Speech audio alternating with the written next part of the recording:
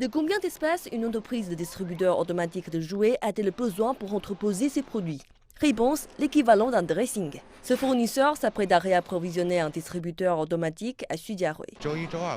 Je réapprovisionne principalement les lundis, mardis et vendredis. En général, 20 boîtes suffisent. Les jours où nous avons de nouveaux lancements, je peux avoir jusqu'à 50 boîtes. Je prends simplement un sac et je marche. 2 jours plus tard, un sac de sport plus grand rempli de poupées était nécessaire pour remplir les machines localisées plus loin. Mais rien d'insurmontable avec un trajet en métro. Notre siège social est situé dans la province du Fujian. La logistique serait un vrai problème si le stock venait de là. Cette petite pièce est un bon point relais et c'est suffisant pour couvrir nos 40 sites dans la ville. Cette organisatrice d'activités pour enfants loue également un espace pour stocker les accessoires inutilisés. Pour les propriétaires de petites micro-entreprises avec peu d'espace de bureau, le stockage représente un problème de taille.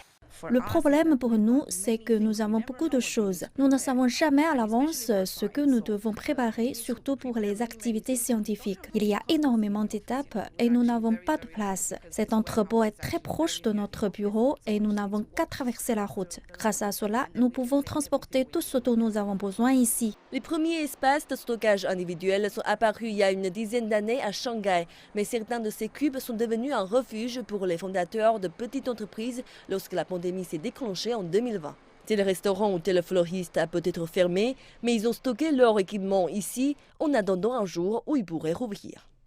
Cet endroit est comme une extension de leur maison ou de leur bureau. Certains vendeurs de tabac ne peuvent pas tout garder dans leur appartement. Et ils utilisent cet espace comme une base logistique. Lillet, partenaire de Roland Berger, soutient que pour augmenter la rentabilité de ce modèle commercial, les opérateurs doivent fournir un accès 24 heures sur 24 de bonnes conditions de stockage et de sécurité. Li prend l'exemple du fonctionnement d'une laverie automatique. La distance par rapport au domicile et le service de collecte et de dépose du linge à domicile détermine la fidélité d'un client.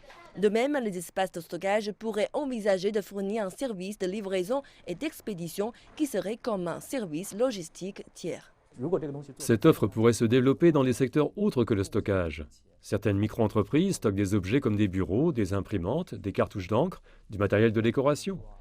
Elle pourra envisager d'acheter ce matériel pour les clients qui en ont besoin et de les louer. Les clients les plus courants sont ceux du commerce électronique, des expositions, de la planification de mariage et de l'industrie du spectacle.